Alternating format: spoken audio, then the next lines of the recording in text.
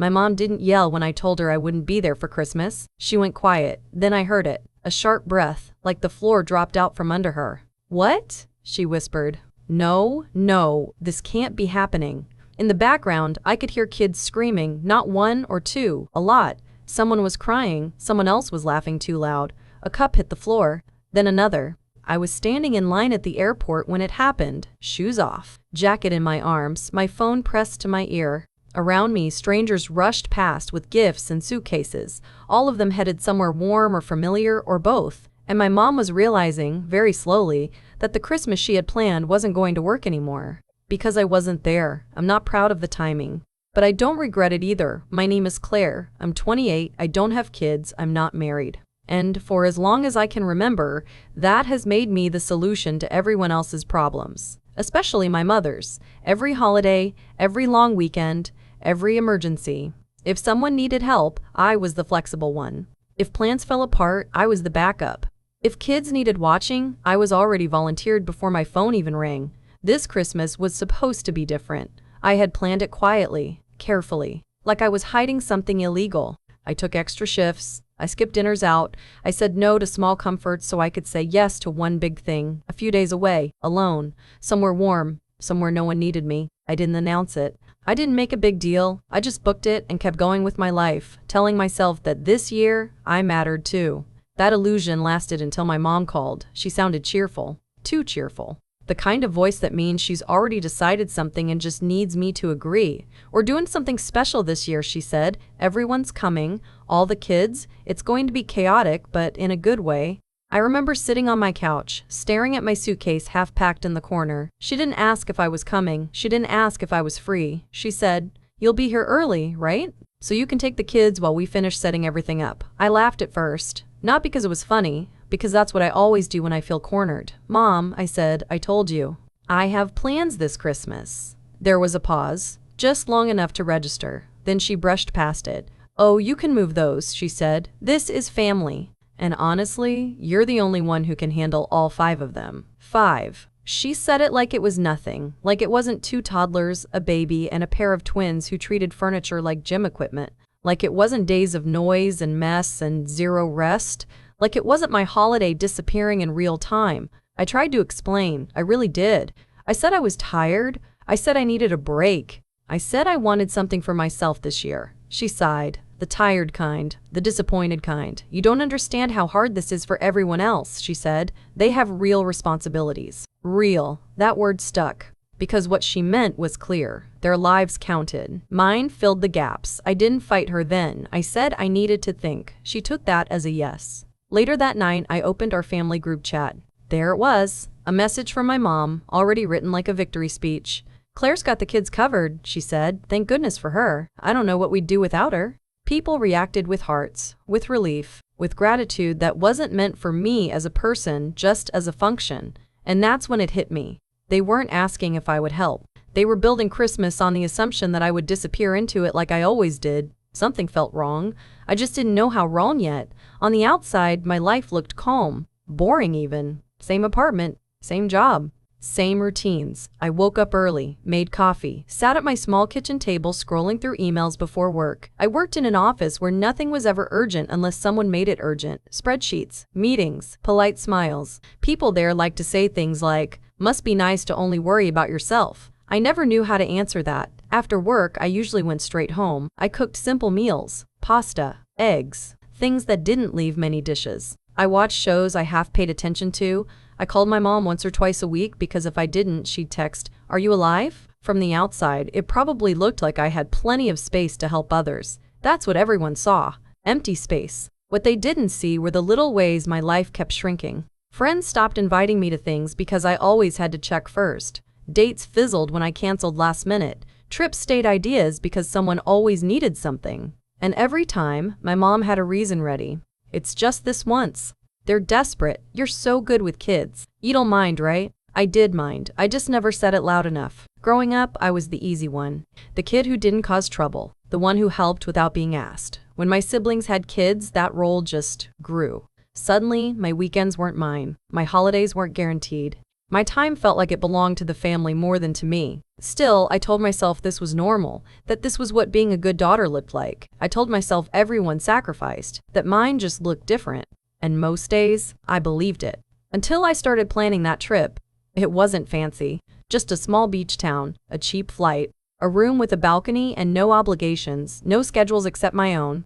Every time I thought about it, I felt lighter, like I was remembering a version of myself I'd misplaced. But that feeling came with guilt, heavy guilt. I didn't tell anyone about the exact dates. I didn't post about it. I didn't want to deal with the looks or the comments or the jokes about running away. Part of me already knew they wouldn't see it as rest. They'd see it as abandonment. At work, people talked about Christmas like it was automatic, who they were seeing, who they were hosting, who they were stuck with. When they asked me, I said, I'm not sure yet. That was true, just not in the way they thought. At night, my phone buzzed constantly, messages about gift ideas, kids' schedules, who was arriving when, all written like my role was already decided. No one asked where I fit into it. No one asked what I wanted. And every time I read those messages, that same tight feeling came back, the one that sat in my chest and whispered something I didn't want to hear. This isn't balance, this is expectation. I kept telling myself it would be fine, that it always worked out, that I'd figure it out like I always did, but somewhere under the routine, under the calm, something was shifting. I could feel it, and I had a bad feeling that when it finally broke, it wouldn't be quiet. The first red flag wasn't loud, it never is. It was a text from my sister, sent on a random Tuesday afternoon. Hey, what time are you coming Christmas Eve? Just want to plan naps. I stared at the screen longer than I should have. Coming where? And why was she planning naps around me? I typed, what do you mean? Then deleted it. Instead, I wrote, not sure yet. 3 dots appeared, disappeared.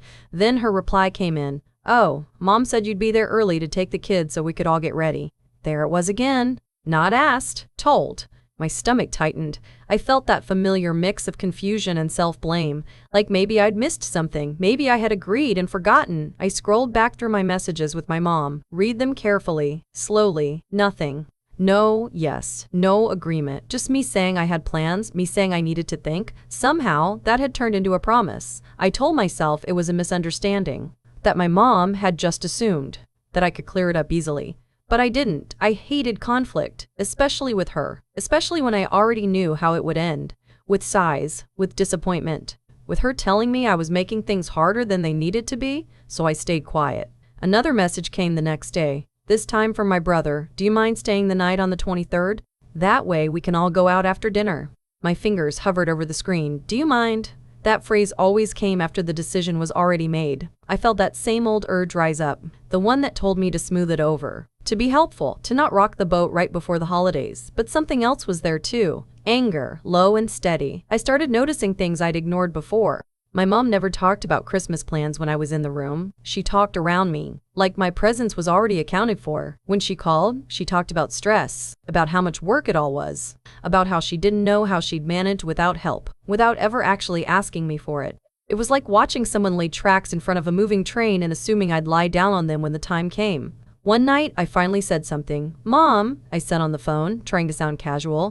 You keep telling people I'm watching the kids. I haven't agreed to that. She laughed, a quick, dismissive sound. Oh honey, you always do. Don't get worked up over details. Details, my time, my plans, my life, all details. I hung up feeling small and angry at myself for letting it happen again. That night, I sat on my bed staring at my packed suitcase, the tag still on the handle, my name printed clean and clear. For the first time, a thought settled in that scared me. What if they don't actually care whether I come, as long as the work gets done? I didn't want that to be true. But the more I paid attention, the harder it was to ignore. Something was being decided without me, and I had a feeling I wasn't ready for what would happen if I didn't stop it. I found out by accident. That's the part that still stings the most. I was at work, pretending to listen in a meeting, when my phone buzzed. A notification from the family group chat. I almost ignored it. I usually did during office hours.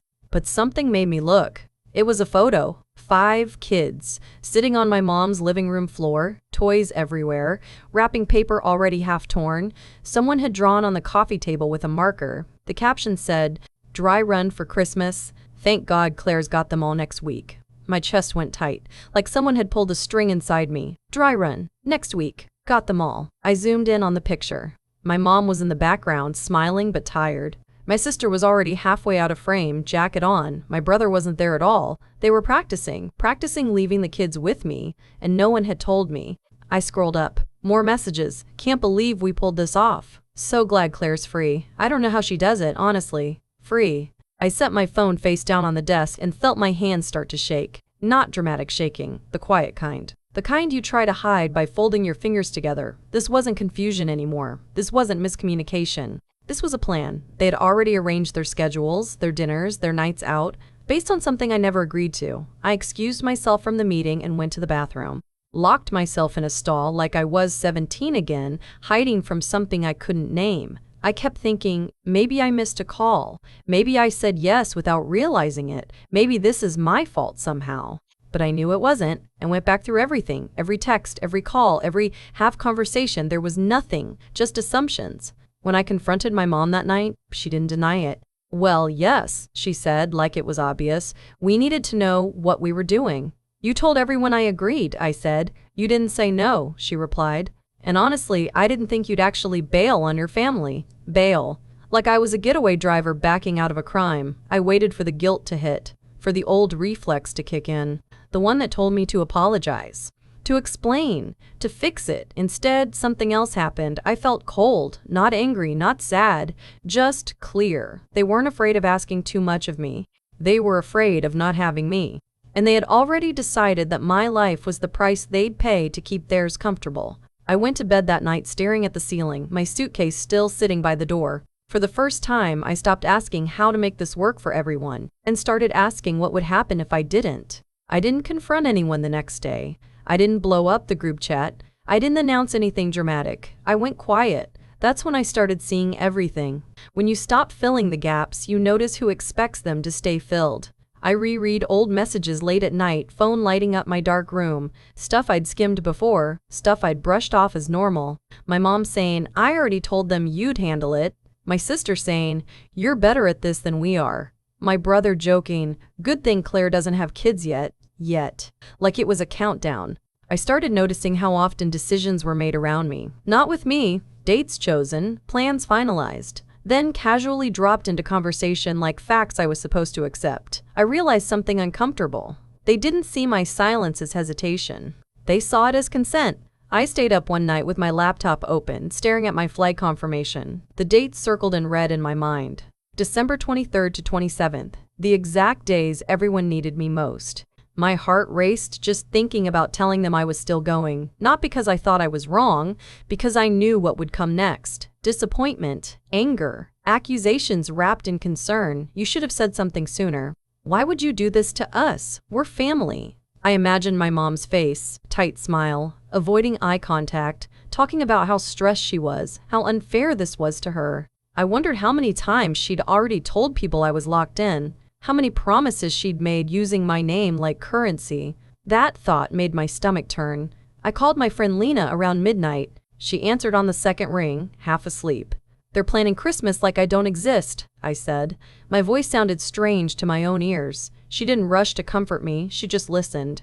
When I finished, she said something that stuck. You know what scares them? She said. Not that you won't help, that they'll have to admit they were wrong to expect it. I lay there staring at the ceiling after we hung up. She was right. If I backed out now, it wouldn't just be inconvenient. It would expose the lie they'd been telling everyone, that I was happy to do this, that I always agreed, that this was just how things worked. And for the first time, I understood something I'd been avoiding. If I went along with it again, I'd be lying too. That night, I didn't sleep much. I kept thinking about how easy it was for them to build their holiday on my silence, and how hard it was going to be to take it back. The twist wasn't what they did. It was when they did it. 2 days before my flight, my mom called me while I was at the grocery store. I remember because I was standing in front of the frozen food, holding a box of waffles, trying to decide if I even wanted them. She didn't ask how I was. She said, "So here's the plan." I felt my chest tighten. She started listing times, who was arriving when my sister would drop the kids, when my brother would leave, who needed naps, who couldn't have sugar. Like I was already standing in her living room with a clipboard. I cut her off. My voice came out quieter than I expected. "Mom, I'm not watching the kids." Silence. Then a small laugh. Sharp, disbelieving. "What do you mean you're not?" I mean, I'm going on my trip, I said, the one I told you about. Her voice changed, not loud, not angry, cold. You're choosing a vacation over your family. There it was, the line she'd been saving. I'm choosing myself, I said, and even as I said it, my hands were shaking. She sighed like I was exhausting her. Claire, I already told everyone you'd be here. Your sister booked reservations. Your brother arranged his work schedule. Do you have any idea how bad this makes me look? That's when it hit me. This wasn't about help. This was about image. About her telling everyone she had it handled, that she was the perfect host, the perfect mother, and I was the invisible support beam holding it all up. If you go, she said slowly, you're going to ruin Christmas. Ruin. One word. Heavy. Final. I pictured the years I'd spent swallowing that fear, canceling plans, showing up tired, smiling anyway, and suddenly I couldn't do it anymore. I never agreed to this, I said. You agreed for me. Her voice snapped. Families don't do this to each other. That sentence broke something open, because families also don't lie. They don't volunteer each other like free labor. They don't decide whose life matters more. I hung up before she could say anything else. My phone started buzzing almost immediately. Messages, missed calls, my sister, my brother. What's going on? Mom says you're backing out. Is this a joke? And in that moment, standing there with melting groceries in my hands, I understood the real betrayal. They weren't upset that I wasn't coming. They were upset because the system stopped working, and they all blamed me for breaking it. I didn't answer anyone right away. I went home, put the groceries away, stood in my kitchen staring at the wall while my phone kept lighting up on the counter like it was alive. Every message felt the same. Confused, annoyed, urgent. Not one of them asked how I was feeling. That hurt more than the anger. I sat on the floor with my back against the cabinet and finally let myself think about what I was doing. Not what they were accusing me of. What I was actually choosing. I was choosing discomfort now instead of resentment forever. That's what it came down to. If I went, I'd spend Christmas tired and invisible again. If I didn't, I'd be selfish, cold, dramatic, at least in their version of the story. There was no option where I stayed the good daughter and kept my dignity. I opened the group chat, read everything once, slowly. My mom saying she was blindsided. My sister saying this wasn't fair. My brother saying I should have spoken up sooner. I almost laughed at that last one. I had spoken up.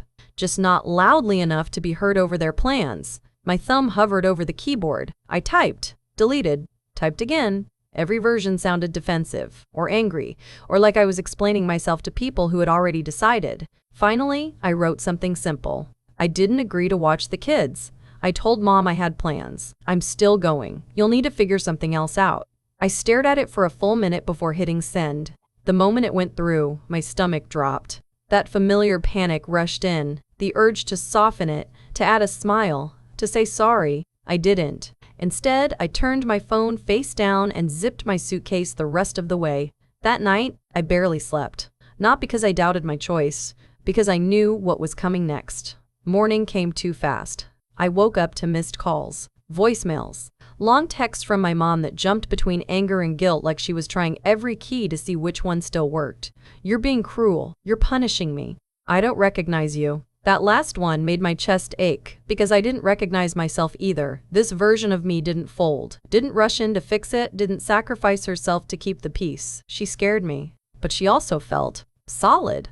At the airport, standing in line with my suitcase at my feet, my mom called again. I almost didn't answer. But I did. Tell me you're not actually doing this, she said. Her voice sounded thin, frantic. I'm boarding in an hour, I replied. She inhaled sharply. There are 5 kids here, Claire. I closed my eyes. I know, I said. There always are. That's when I understood something that changed everything. No matter what I chose, someone was going to be uncomfortable. For once, I decided it wouldn't be me. I didn't announce my departure. I didn't post a photo. I didn't make a speech. I just went. By the time my plane landed, my phone was hot in my hand, missed calls stacked on top of each other, text previews bleeding into one another. I turned it face down and waited until I was in the back of a rideshare, watching palm trees blur past the window before I looked. The family chat was chaos. My sister asking why no one had a backup. My brother snapping that he wouldn't have booked dinner if he'd known. My mom saying she was handling it, which was clearly not true. Someone posted a picture, 5 kids in mismatched pajamas, 1 crying, 1 covered in juice, 2 fighting over a tablet. My mom in the background, phone in her hand, mouth half open like she'd just been caught in a lie she couldn't talk her way out of. No caption this time. That was the justice. Not screaming, not revenge, just reality showing up without me there to absorb it. My mom called again. This time I answered. Her face filled the screen. The living room behind her looked wrecked. Toys everywhere, wrapping paper torn. Noise coming from every direction. "This is a disaster," she said, not yelling now. "Just exhausted. Your sister thought you were coming. Your brother's furious. I can't do all of this and host." I kept my voice steady. "You planned this without me," I said. "You told everyone I promised when I didn't." She shook her head like she didn't want to hear it. "You could have warned us." I felt something settle in my chest. "I did," I said. "You just didn't listen." She didn't argue that. Instead, she looked away from the camera, avoided my eyes. I'd seen that look before. The one she used when she knew she'd pushed too far but wasn't ready to admit it. For the first time, no one was blaming me in the group chat. They were blaming her. "Why did you tell us?" she agreed. "Why didn't you check with her? You can't just volunteer people like that." I didn't say anything. I let the silence do the work I'd been doing for years. That night, while they canceled plans and took turns watching the kids, I sat on a balcony listening to the ocean. No one needed me, no one expected anything, and for the first time, they felt what Christmas looked like without my compliance. My mom didn't call me again until 2 weeks later. By then, the chirp was over. The tan had faded. The ocean was back to being a memory instead of a sound outside my door. Life had settled into something quieter. Too quiet. The family chat had gone silent after Christmas. No pictures, no jokes, no forced cheer, just nothing. When my phone rang and her name appeared, I almost didn't answer. Not because I was angry, because I didn't want to go back to being the version of myself who fixed things just by showing up. But I answered. She sounded tired, not dramatic, not defensive, just worn down. "Christmas was hard," she said. "Harder than I expected." I waited. "I shouldn't have told everyone you'd be there," she continued. "I shouldn't have assumed." That word, assumed. I felt it land somewhere deep. She didn't apologize right away. She talked around it. About stress, about expectations, about how she thought I'd understand like I always did. Then she said something different. "I didn't realize how much I was putting on you," she said quietly. I thought, because you didn't complain, it was fine. I closed my eyes. "That's the problem," I said. I didn't complain because I thought that was love. There was a long pause. I could hear her breathing on the other end. "I don't want to lose you," she said finally. "I don't want to lose myself," I replied. That was the line, the one I'd never said out loud before. We didn't fix everything in that call. There were no promises about next Christmas, no big emotional moment, just an agreement that things had to change, and that if they didn't, I wouldn't disappear again to make it easier. A few days later, my sister texted me. "No kids, no expectations, just dinner sometime if you want." I believed her. Not because she'd changed completely, but because the system had broken and everyone had felt it. I still love my family. That never went away. But love doesn't mean being the quiet solution anymore. Sometimes, the only way to be seen is to step back and let the chaos speak for itself. And for the first time, it finally did.